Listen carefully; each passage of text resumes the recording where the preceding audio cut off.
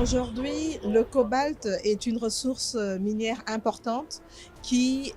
aussi joue au niveau des minerais stratégiques. Et donc, vous voyez que ces ressources-là, comme vous l'avez dit, sont des ressources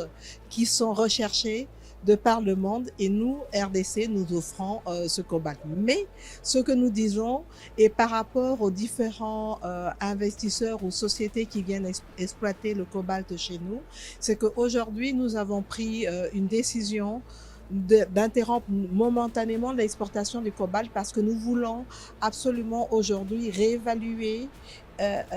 l'offre que nous proposons au monde et assurer aussi que nous pouvons être rétribués à un prix qui est correct par rapport au prix du marché. Et nous avons pu constater que depuis que nous avons suspendu l'exportation du cobalt, que nous avons constaté une augmentation du prix à l'international, ce qui est intéressant pour nous. Maintenant,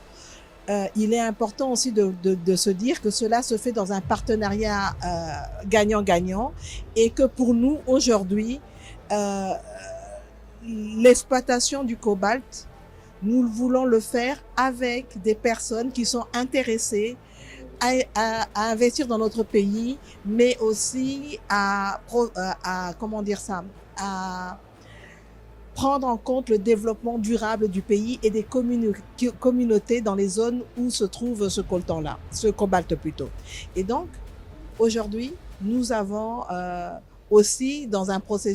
nous sommes dans un processus de diversification de notre partenariat. Nous avons un certain nombre d'entreprises de différents pays et pour nous, c'est important aussi d'élargir en fait le partenariat pour assurer que nous ne dépendons pas seulement d'un ou deux pays, mais que nous avons